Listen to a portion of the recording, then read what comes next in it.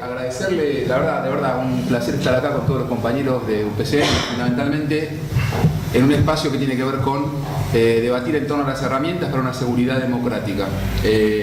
Un saludo al panel, a quienes no conocía y la verdad que un placer conocerlos. Con Julián conocemos que trabajamos de manera permanente en la Secretaría. Simplemente decirles que pensar en el desafío de construir herramientas de seguridad democrática no tiene que ver, o mejor dicho, tiene que ver especialmente con políticas de Estado y de ampliación de derechos. Yo, en ese sentido, quiero dejar claro cuáles son las políticas que desde un Ministerio de Educación podemos plantear en torno a lo que entendemos que sería una contribución a la seguridad democrática. Nosotros somos educadores, no trabajamos o regulamos aspectos que tienen que ver con la seguridad, pero diría que generamos las condiciones para poder pensar en otra manera de construir la sociedad en la que vivimos los adultos, pensando en los que nos continúan, que son los pibes. Y la verdad que se haga obligatoria la sala de 4 años, y uno dirá, ¿qué está diciendo? No es otra cosa que generar condiciones que garanticen una seguridad más democrática. ¿Por qué? Porque es una herramienta del Estado, es una política pública que incorpora tempranamente, especialmente a millones de pibes que pertenecen a familias que por propia tradición cultural y familiar no asistieron a ese momento del nivel inicial. Y realizar la escuela primaria con un hándicap de algunos años previos en el nivel inicial, o sin ello, modifica la perspectiva de trayectoria escolar, modifica la manera de ir constituyéndose como ciudadano. Yo, esto corre por cuenta propia, pero es posición del Ministerio, no creo en esas cosas que dicen algunos de que se es ciudadano cuando se sale de la escuela secundaria. Esos son residuos de los pensamientos y los modos de actuar liberales. Yo creo que se es ciudadano desde que se va al nivel inicial. Por lo tanto, se construye ciudadanía en la sala de 3, en la sala de 4, en la primaria y ni hablar en la secundaria, porque hoy se vota a los 16. Y no es un voto demagógico, es ampliación de derechos, es generar espacios para más y mejor discusión y hacerlos parte a los pibes de lo que es su propio país. Es no otra cosa, y de eso quiero hablar, que de animarnos a plantear otro paradigma en torno a la construcción de la alteridad. Y lo que hace Julián, yo diría que se llama atajo, pero es un tajo a la distribución social de la justicia, que ha sido aristocrática y que sigue siendo aún selectiva. Por lo tanto, lo que él está haciendo es ampliar el derecho de acceso a la justicia. Es un tajo al modo tradicional en que se distribuyen las oportunidades de acceso a la justicia, de entrar al jardín de infantes, de que familias metan en la mesa familiar la cultura de un nivel que hasta ahora y hasta ese momento era ajeno. Nuestro ministro suele decir que a las universidades nacionales, de las que ya podemos contar con más de 2 manos en el país y que se crearon en esta última década, van muchas veces los pibes con su familia y hacen una fiesta en el momento de la inscripción. Y la gente lo escucha. Y yo digo, yo soy privilegiado porque yo soy hijo del egresado de la UBA. Para mí ir a la UBA fue un trámite. No tengo que naturalizar eso, yo tengo responsabilidad del Estado. Si para mí fue un trámite, yo tengo que deshacer mi propia biografía y pensar que si hay una familia que va y festeja, es una alegría para la Argentina, porque esas son condiciones de seguridad democrática futuro, porque esa familia que festeja es justamente porque no es un trámite, y es haber logrado ampliar los derechos sociales a la población en Argentina, y que un montón de pibes que no eran convidados a la escuela, que son los pibes gorrita, estén en la secundaria y sean los sujetos de derecho, y que ellos sean los que vayan a la facultad. Entonces tenemos que decir con orgullo que cuando empezamos la última democracia teníamos 7 años de escuela obligatoria, lo duplicamos, tenemos 14 años de escolaridad obligatoria. Esas son condiciones para una seguridad democrática, pero diría algo más, porque en tiempos electorales, como lo que estamos viviendo, andan ya no tan agazapados los adoradores del pasado, pero los adoradores del pasado como futuro. Entonces, yo no solamente quiero reivindicar la necesidad de hacer memoria no tan lejana, uno puede hacer memoria de los 90, o puede hacer memoria de buena parte del siglo XX, donde la aristocracia fue un modo de distribución de los bienes no solamente materiales, sino simbólicos, porque que te den un título es una distribución de un bien simbólico, y eso es un acto de justicia o de injusticia. Entonces, que a la escuela secundaria a la que fuimos la mayoría de los que estamos acá, nos hayamos creído durante mucho tiempo que íbamos todos, es una falacia con fuerte eficacia de formación ideológica. Eso no es cierto. A la escuela secundaria a la que fuimos nosotros iban, yo no voy a decir poco, porque empezó siendo para poco, pero sí voy a decir no tantos. Y a la escuela secundaria de hoy van todos los pibes. Claro, si solamente medimos con el termómetro de PISA, nosotros tenemos los propios, que son los operativos de evaluación nacional y son censales, solamente medimos el termómetro de un rendimiento en matemática, pero yo creo que hay que animarse a evaluar con el rendimiento en matemática, pero con las condiciones que hacen posible que un pibe esté en la escuela. Entonces, PISA, como dice a veces nuestro secretario, nuestro viceministro Persic, PISA no mide los pibes adentro o fuera de la escuela. Y para nosotros es un término importante de medida en el país y en la región, porque tenemos que mirarnos con los ojos de la región. Porque muchas veces nos convencieron que los anteojos del norte sirven para mirar de cerca el sur, y nosotros miramos con orgullo el propio sur y también nos animamos a mirar el norte y sin anteojos. Estos son rasgos de una política que no es otra cosa que lo que hemos logrado estos 12 años, ustedes, nosotros, y que la verdad no hay que sostenerlo por una cuestión de gestión de gobierno. Hay que sostenerlo porque tiene que ver con políticas de Estado. Porque yo podría enumerarles, y no me da el tiempo, un conjunto de políticas que exceden la raya de la gestión política de gobierno y tienen que ver con políticas de Estado. Nada más ni nada menos que el Programa Nacional de Formación Permanente, que está en vigencia y que es inédito. Es capacitar a más de 1 millón de docentes en 6 años, en 3 años, escalonadamente, es público, es gratuito y en ejercicio. Eso no existía, y fundamentalmente, lo más importante, conveniado, acordado inicialmente y supervisado por una paritaria con los 5 gremios nacionales docentes y fundamentalmente sus gremios en cada una de las jurisdicciones. Por lo tanto, eso le garantiza continuidad con política de Estado y no es simplemente una política de gobierno. Y podría seguir con el Plan Nacional de Educación Obligatoria y Formación Docente, que es el plan quinquenal que también excede la raya de este octubre y que tiene que ver con el compromiso que en esta misma mesa del Consejo Federal se acordó pública y casi siempre de manera unánime, lo cual también revela, permítanme decirlo, el nivel de conducción política de quienes dirigen este ministerio, porque es sobrado y sabido, mejor dicho, es sabido de sobra que en esta mesa, cuando se sientan los ministros, los colores políticos son tan diversos como los colores a los que responden sus propios gobernadores. Sin embargo, el Plan Nacional Quinquenal que acabo de decir se votó de manera unánime.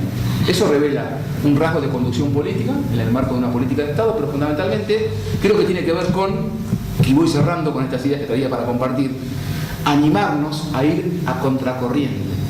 Es curioso decirlo de este modo porque no suele ser desde las esferas del gobierno que se planteen desafíos contracorrientes, pero estas políticas que llamamos nosotros, no sé si decir contraculturales, pero sí podría decirlo también en algún aspecto, pero son contracorriente de un sentido común que se ha consolidado y que en el ámbito de la seguridad podría decir que aún sigue siendo dominante, y esto corre por cuenta propia y es para debatir, el sentido común punitivo, en el que el otro es ante todo una amenaza, y sobre eso hay que trabajar en la escuela y con los pibes, en la medida en que lo que cotice algo en el mercado sea el otro como amenaza, y que eso tenga que ver con representaciones en torno al otro, que ya no son solo descriptivas, sino que también orientan la conducta. Ejemplo concreto, cuando me cruzo en la calle porque veo que viene alguien, estoy no solamente describiendo a ese otro, sino estoy interpretando que me puede chorear. Por lo tanto, eso no es otra cosa que la eficacia perfecta de que los modos de representar a los otros no son solamente descriptivos, sino que orientan la conducta respecto del otro. Y eso, qué mejor que trabajarlo en la escuela y plantearle a los pibes con herramientas concretas y con políticas concretas, como las que acabo de mencionar, y hay muchas más que no me da el tiempo, que es decirles que el otro, antes que una amenaza, es mi complemento, como yo soy su complemento. Y eso tiene que ver también con construir un sentido de patria. Por eso es que me parece fundamental a veces deshacer, porque los medios nos adormecen, esas críticas permanentes en donde en realidad se menoscaba o se ningunea esa idea de la patria es el otro.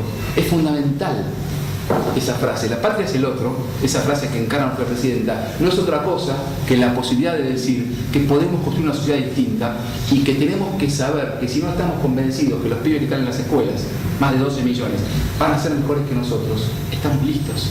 Entonces, estas cosas tienen que ver con una seguridad democrática. Yo creo que tenemos que ser conscientes que vivimos en una sociedad en permanente estado de miedo ambiente. Entonces, me parece que la forma de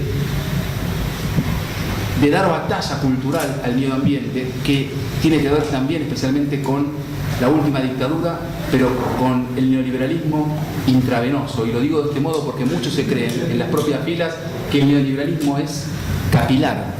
Y permítanme decirles, porque a mí me toca el territorio de la subjetividad y del trabajo con la pluma y la palabra, que es la escuela, lejos de ser capilar o superficial, el neoliberalismo ha calado tan profundo en los modos de andar, de mirar, de sentarnos, se ha metido de tal modo en la vida íntima que les diría que no solamente está en la mesa del living, sino que se metió en la habitación y con la televisión, lo cual quiere decir que las maneras de entender al otro y al mundo también han sido atravesadas por los conceptos neoliberales.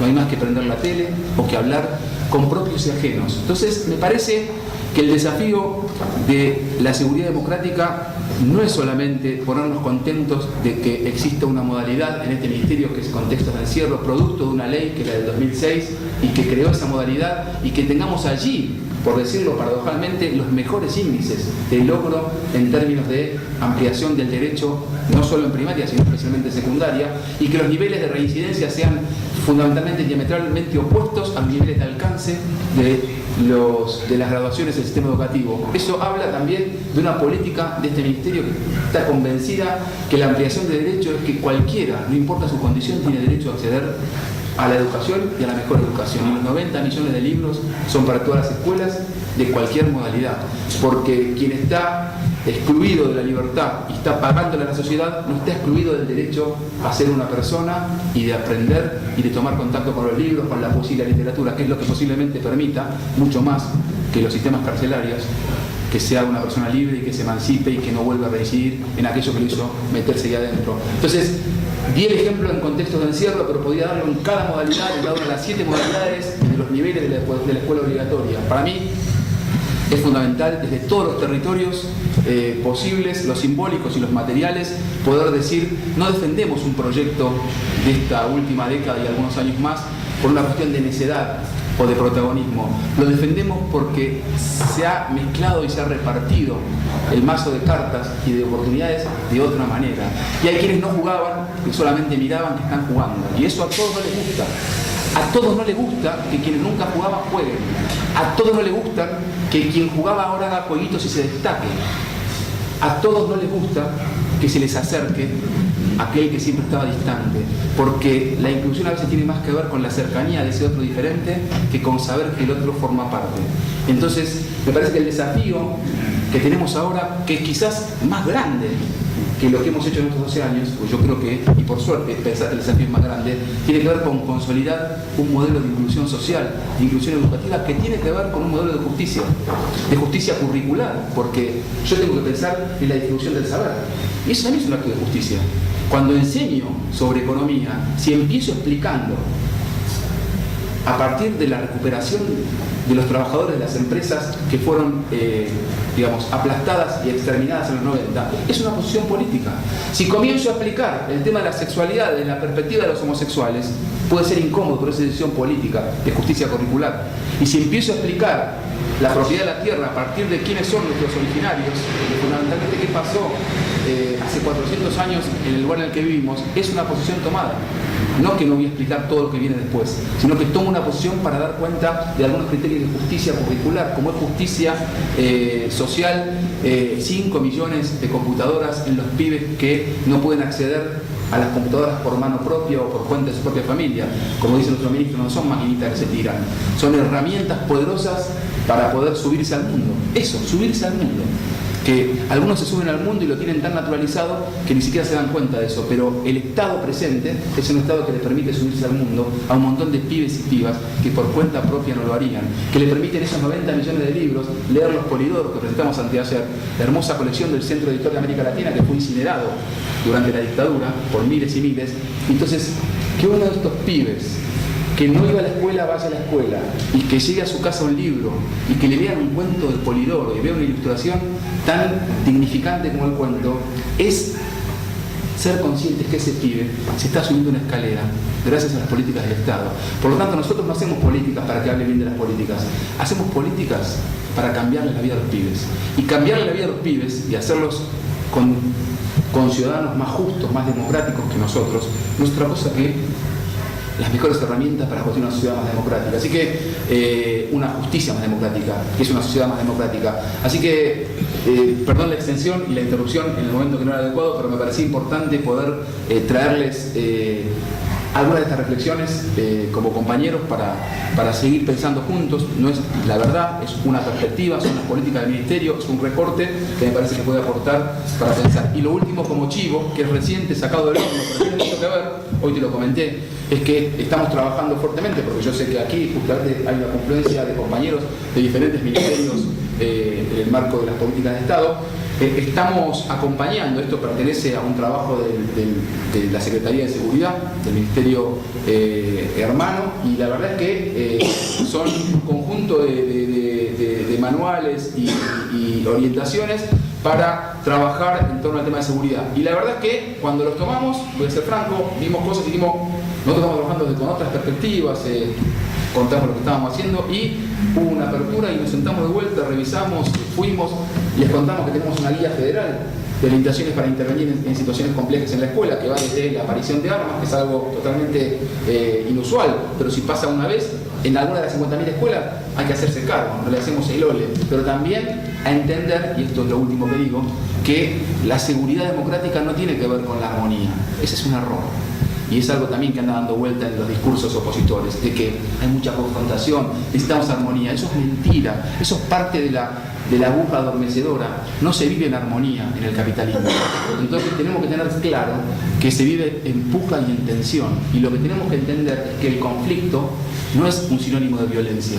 Es la mejor manera de tramitar las situaciones de violencia o de tensión. Por lo tanto, nosotros en esa guía lo que decimos es que el conflicto es una fuente de aprendizaje.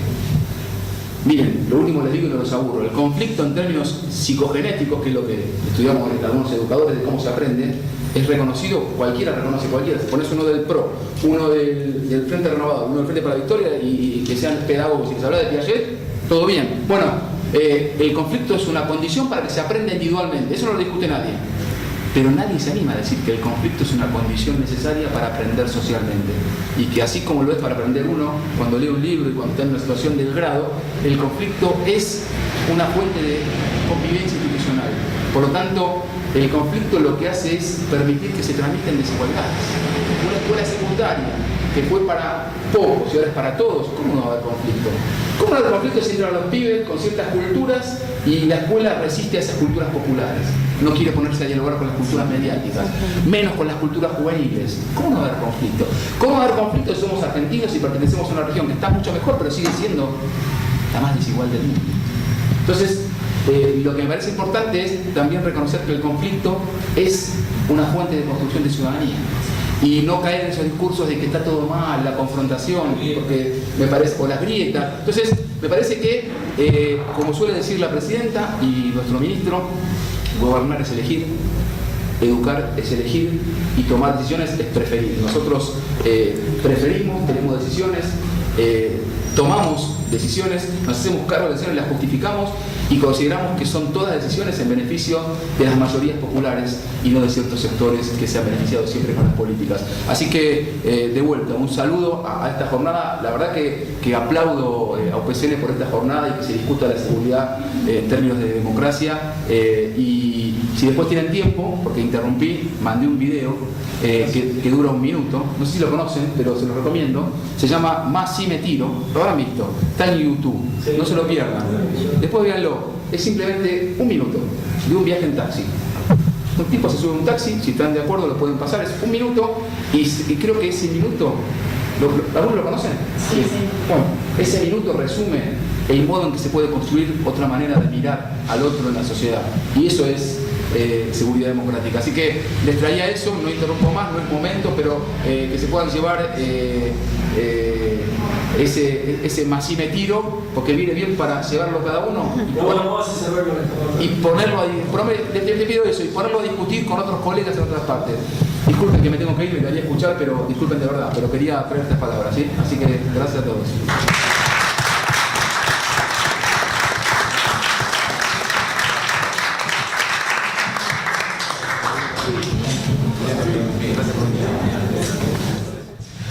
No resulta sencillo retomar la palabra después del contundente discurso de su secretario, que no lo conocía, debo ser franco, pero que realmente me impresionó de la mejor manera.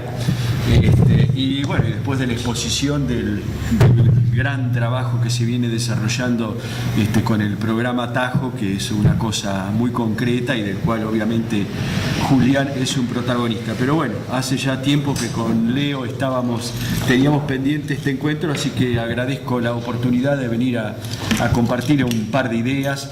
Mi discurso no va a tener las características de los precedentes, pero va a tener de bueno que va a ser más breve, por lo menos. Me interesaba por ahí porque fue algo que tocaron los otros dos oradores acerca de la cuestión de la aristocracia de la justicia, tema que me toca de cerca porque, bueno, trabajo de juez, y es una idea que desde ya que a grandes rasgos comparto, si bien toda generalización a veces puede pecar o cometer algún tipo de injusticia, porque lo cierto es que quizás acá en Buenos Aires, sobre todo, uno se tiene una visión muy aproximada a lo que es Comodoro Pi, ¿no es cierto?, que seguramente que nos devuelve una imagen acerca del Poder Judicial muy particular, pero bueno, en las provincias no necesariamente siendo mejor, pero hay procesos de recambio, realmente se están generando algunas transformaciones y sobre todo de la mano del ingreso de personas jóvenes. Pero yo coincido con esta idea de la aristocracia, aristocratización del Poder Judicial, pero creo que en realidad un poco lo trasciende. En realidad es un problema de la abogacía. Es decir, el Poder Judicial está integrado por abogados y abogadas, que somos los que lo conformamos, y somos finalmente los abogados y abogadas, fundamentalmente los abogados, los que hemos hecho el diseño institucional de este país históricamente. Este país en muy buena medida es como es gracias, entre comillas, a los abogados. Y creo que la principal raíz aristocrática de la abogacía reside en el Poder Judicial, que es la colonización de uno de los poderes de la República a manos, ahora sí, ¿no es cierto?, de esta aristocracia que conformamos los abogados, que en muy buena medida nos creemos mejores que el resto de la sociedad. Es más, no solamente que nos creemos mejores, sino que no lo somos. No solamente que no lo creemos, sino que si se establecen esas diferencias, yo lo escucho permanentemente cuando los abogados y las abogadas hablan del ciudadano común, ¿no es cierto? Esto es muy paradigmático, queriendo, que el resto somos los extraordinarios, que tenemos alguna propiedad. Ha habido una fabulosa colonización del Poder Judicial por parte de esta aristocracia de la abogacía, que ha negado durante más de 160 años la posibilidad de la participación popular, como lo hicieron los padres de este país en la Constitución. Digo concretamente la negación pertinaz de implementar el juicio por jurados en la República Argentina, que afortunadamente en este último tiempo se están dando significativos pasos. Córdoba, en un sistema mixto desde hace 8 años, dio el puntapié inicial.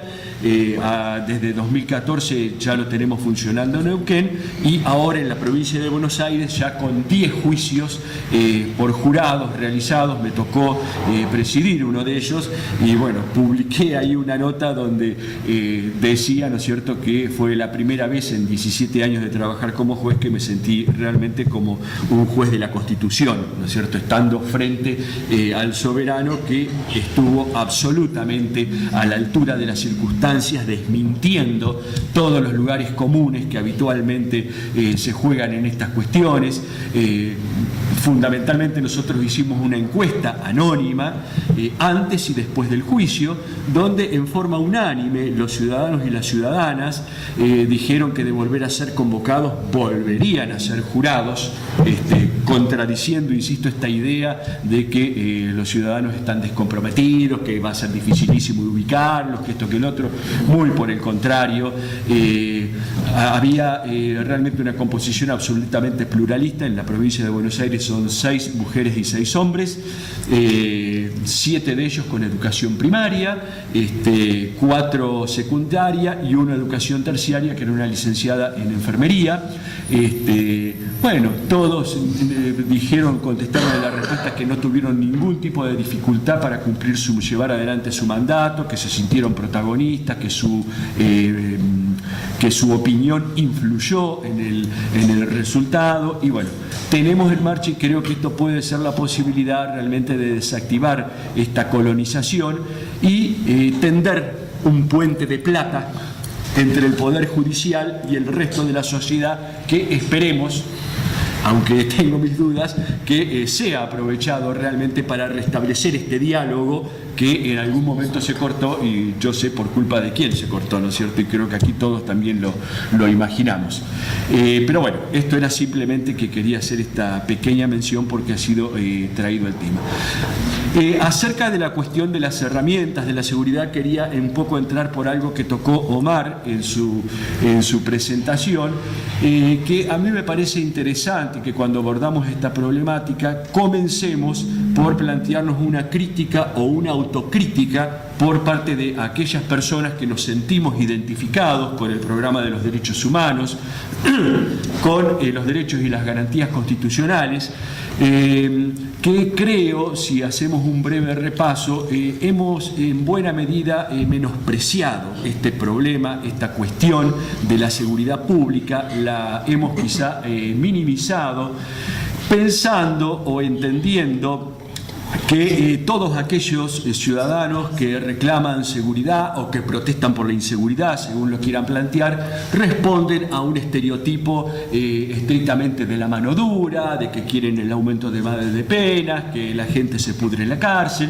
Ciertamente tenemos vecinos que muy concretamente responden a este estereotipo, pero yo me niego realmente a aceptar que esta es la idea generalizada de la ciudadanía argentina.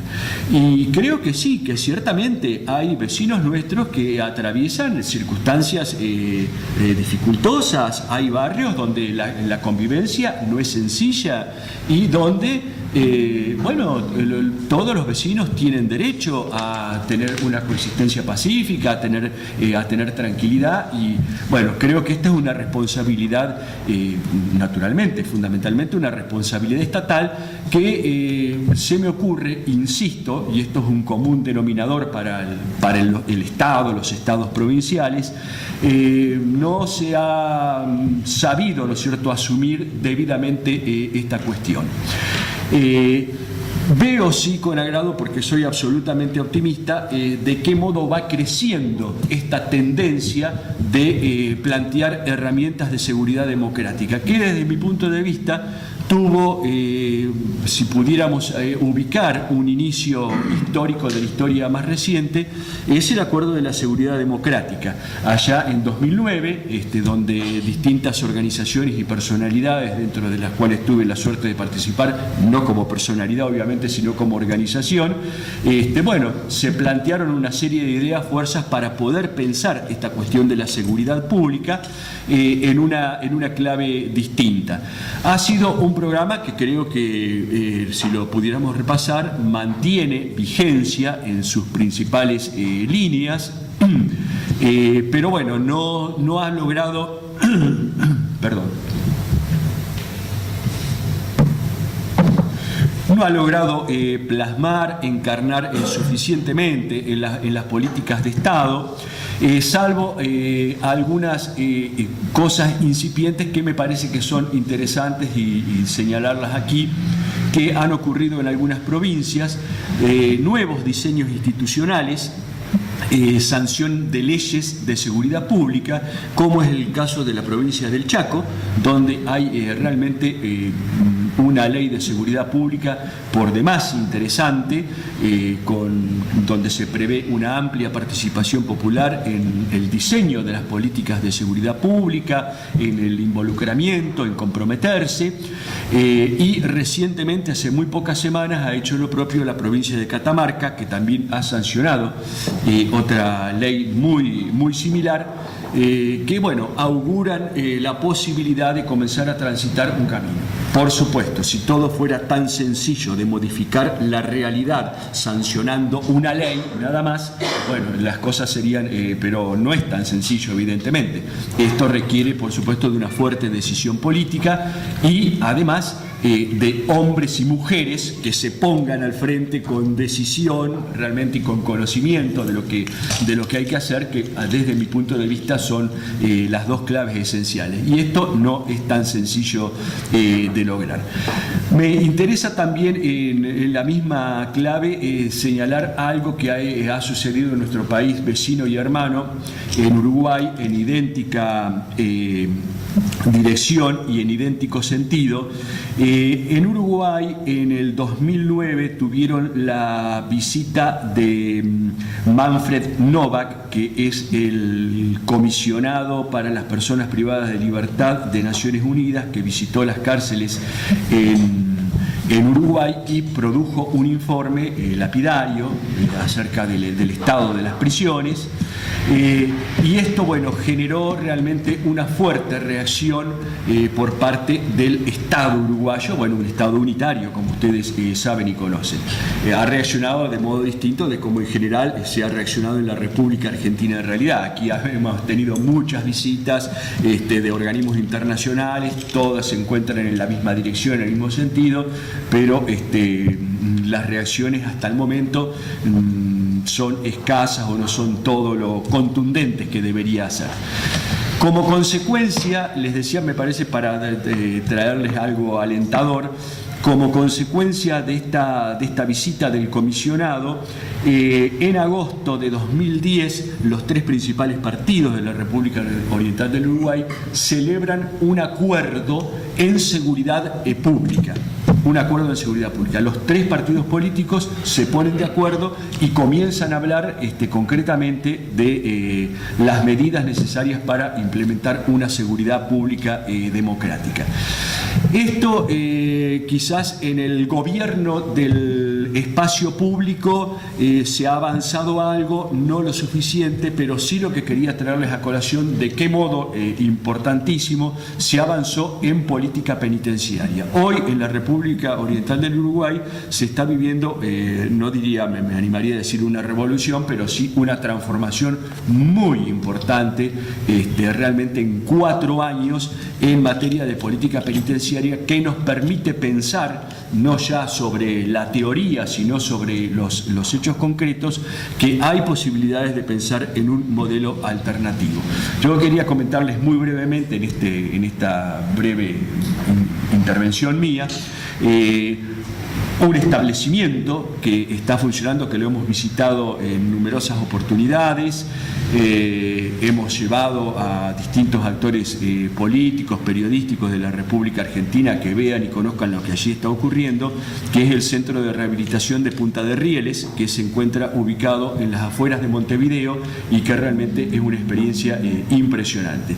De algún modo eso ha sido definido como una cárcel pueblo, y esto es en realidad lo que es Punta de Rieles, un barrio, un pueblo donde el único dato que nos hace pensar que se trata de una cárcel es un perímetro custodiado desde el exterior. En el interior, bueno, las cosas discurren como podría discurrir en cualquier barrio humilde de nuestro país o del Uruguay. No hay custodia, no hay seguridad. No es un jardín de infantes, es un establecimiento donde se alojan 600 internos condenados por todo tipo de delitos, no por delitos menores. Si están cumpliendo penas, normalmente son por delitos muy graves. Allí se ha establecido una convivencia verdaderamente absolutamente horizontal, impresionante, ¿no es cierto? Yo lo he visitado varias veces y no dejo de sorprenderme cada vez que voy.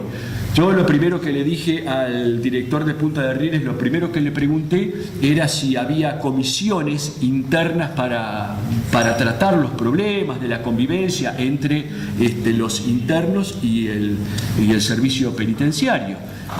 Uno pensándolo desde nuestras realidades. Me dijo que no, que de ninguna manera, porque el trato era un trato absolutamente horizontal. Y esto, bueno, inmediatamente que salimos a transitar las calles internas del establecimiento, bueno, yo pude comprobar, es decir, que todos se acercaban a saludarlo con un beso, con un abrazo al director. No solamente muestras de afecto, discusiones, agarrándose del brazo porque vos me prometiste que no, que esto, es decir, cosas absolutamente impensadas en una relación penitenciaria. Una relación entre iguales, con diferentes trabajos, y ahí todos mantienen y conservan la convivencia. Se jactan en Punta de Rieles tener menor índice de desempleo que en el propio Uruguay. Ahí en este momento están funcionando 54 emprendimientos, de los cuales hay empresarios de afuera, empresarios entre comillas, pues no son grandes emprendimientos, que vienen y se establecen, se han establecido, toman el empleo, pero además los propios internos se han convertido en empresarios. Tienen sus emprendimientos, desarrollan sus actividades, obviamente remunerada, cada uno con el dinero que gana hace lo que le parece, se lo da una parte de la familia, lo tienen ellos para su consumo interno, y en ese ámbito de encierro uno puede ver funcionando los negocios que podría haber en un barrio: tiendas, almacenes, cafeterías, una sala de tatuaje, una radio, bueno, todo, gimnasio, viveros, una casa de chacinados, bueno, un barrio realmente donde la gente, ¿no es cierto?, está viviendo restringida a un espacio, pero medianamente con todos los derechos, muy bien atendida la salud y la educación, por supuesto. Quiero cerrarles esta experiencia de Punta de Rieles con algo que realmente a mí me sorprendió mucho. Dentro de ese establecimiento funciona un banco, un banco del cual el Consejo de Administración está integrado por 5 internos, por 5 personas privadas de la libertad. 5 presos es el Consejo de Administración. El capital del banco se integra con un porcentaje de las ganancias de los establecimientos, un porcentaje pequeño, ¿no es cierto? No sé si creo que es el 3% o el 4% de las ganancias, que una suerte de impuestos, pongámosle así, que tributan al banco, y con ese capital el banco financia nuevos emprendimientos. Entonces, yo estuve ahí viendo una de las sesiones del banco, donde se analizaban los proyectos que traían los otros internos. Ahí no me acuerdo cuál era el proyecto que se estaba haciendo en ese momento. Si el Consejo de Administración lo entiende viable, le facilita el capital, ¿no es cierto?, para que se establezca y comience a funcionar. A los 3 meses comienza a devolver ese capital sin intereses, por supuesto. Un barrio, una ciudad. Esto... y bueno, en lo último, hace poquitos días estuvimos de nuevo, llevé a gente de la televisión pública, gente del diario La Nación, llevé una periodista, Sola Maya, que posiblemente les sugiero que la sigan, que no tiene nada que ver con lo que uno supone que es el diario La Nación, totalmente diferente. Bueno, y otros periodistas, y ahí se produjo un hecho histórico. Por primera vez en el casino de oficiales almorzamos la directiva del centro, los visitantes que estábamos ahí y los internos que estaban justamente con sus familias, todos ahí. Esa era la primera vez. Una comunidad donde realmente se respira paz y tranquilidad. Hay conflictos, como puede haber en cualquier barrio, no se puede pretender, ¿no es cierto?, que sea una salita de jardín de infantes, a veces, pero bueno, están con propósitos muy claros, con desarme. El desarme prácticamente no hay armas, me estoy refiriendo a las armas de fabricación casera. Hay muy pocos conflictos porque obviamente los propios internos se han convertido en garantes de esa convivencia, porque saben la diferencia entre tener que estar en una cárcel común o tener que estar en un espacio como esto.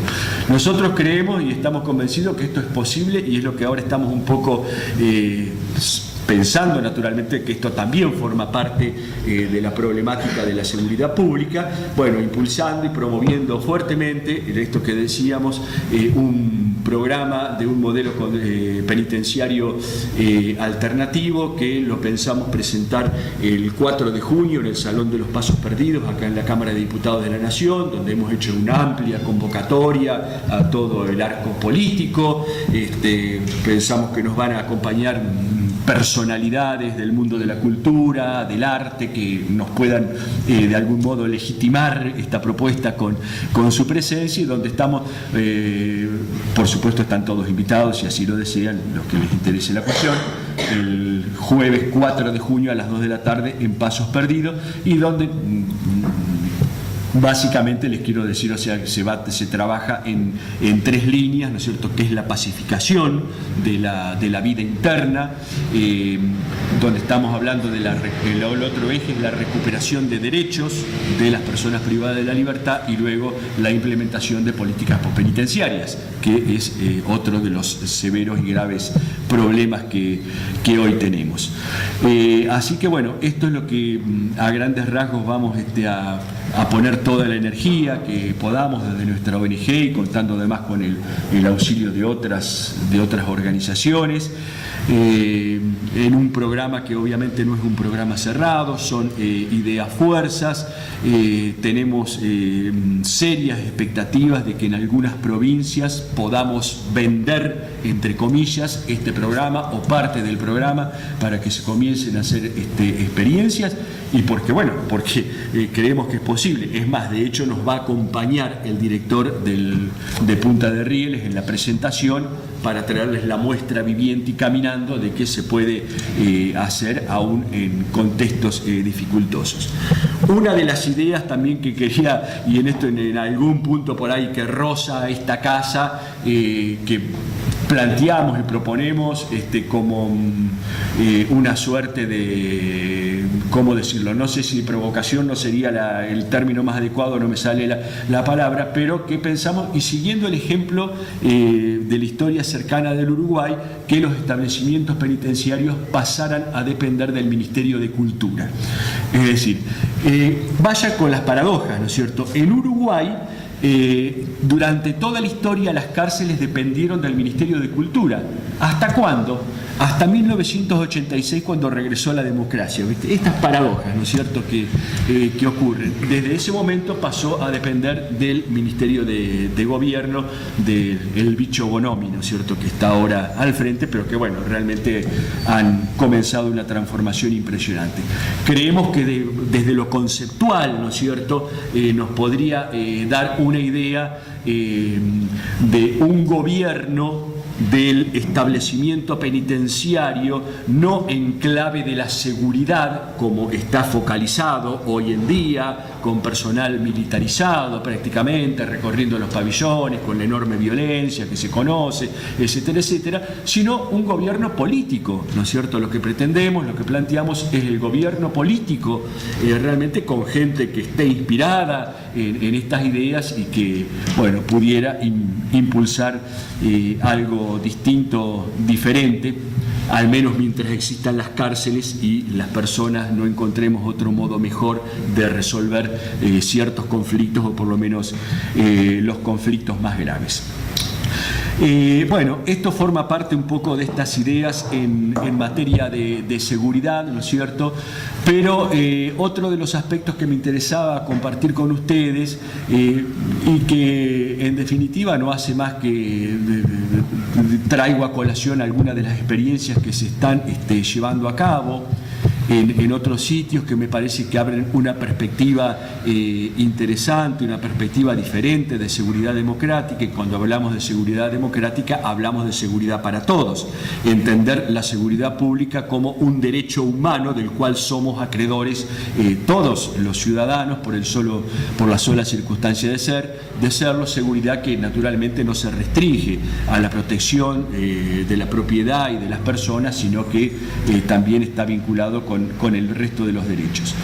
Nosotros estamos insistiendo, y esto es lo último que quería compartir con ustedes, en dos ideas centrales que nos parecen muy importantes al momento de hablar de seguridad pública y de la posibilidad de implementar políticas públicas, políticas que puedan influir en la realidad. Lo que apreciamos y lo que advertimos es realmente que cuando hablamos de seguridad hay un común denominador que es un generalizado desconocimiento. Pensamos y suponemos que porque sabemos que en la esquina de nuestra casa sucedió un hecho, o mira, prendemos el televisor, la situación está más grave, menos grave, estamos más o menos alarmados. Sin embargo, lo cierto y lo concreto, y esto es un común denominador que en cierta medida, en muy buena parte atraviesa nuestro país, es la ausencia de datos confiables, de datos objetivos, datos estadísticos que realmente nos puedan proporcionar una información con una radiografía un poco más certera de la situación. En materia de seguridad, la información es absolutamente escasa.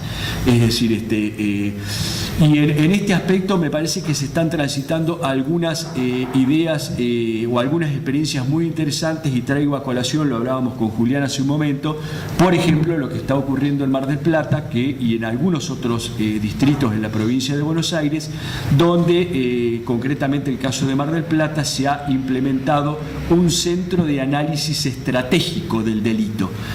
Análisis estratégico, donde realmente sobre la base de datos estadísticos, análisis del campo, análisis de la información producida por diversas agencias, que es muy dificultoso conseguir la información, se puede tener un panorama un poco más certero por lo menos, y en base a la lectura de esa información poder implementar políticas de corto, mediano y largo plazo, que creo que es lo que no está ocurriendo a grandes rasgos en materia de seguridad, donde en general reina y gobierna la improvisación, el intuitivismo y el olfato.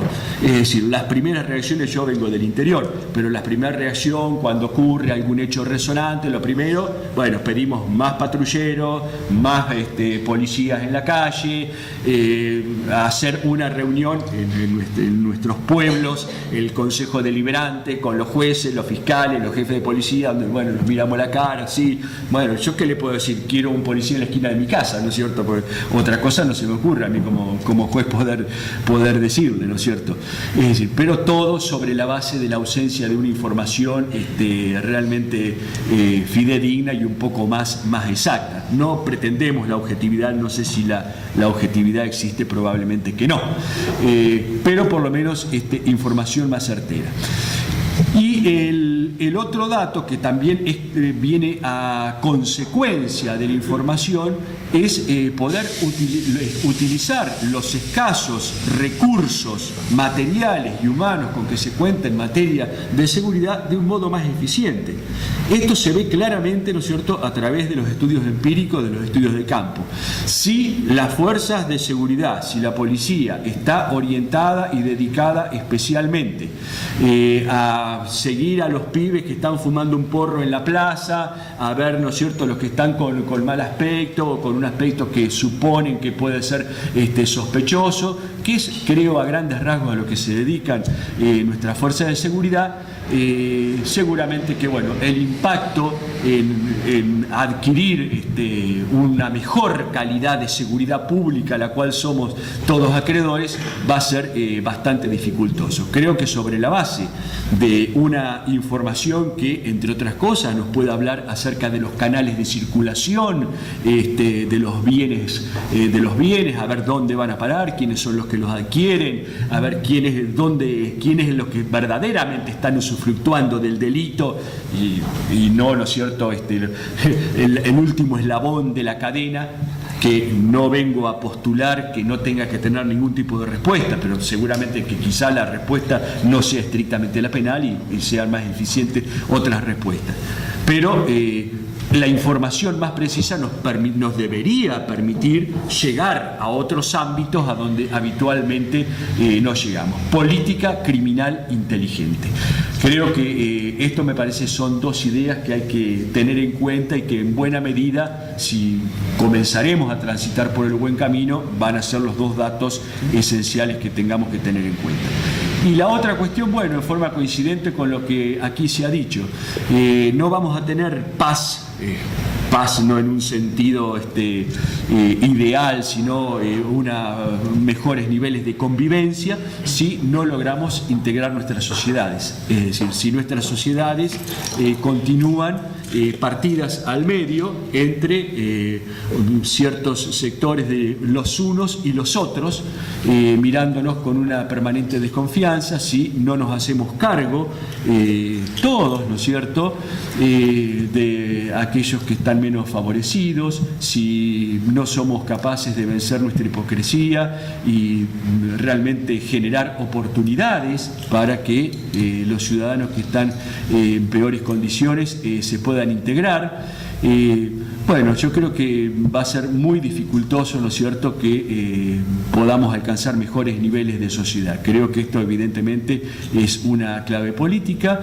Hay que seguir dando la lucha, la batalla, ¿no es cierto?, en este sentido, para integrar nuestras sociedades con más democracia y con más justicia. Bueno, esto es básicamente lo que quería compartir con ustedes. Gracias.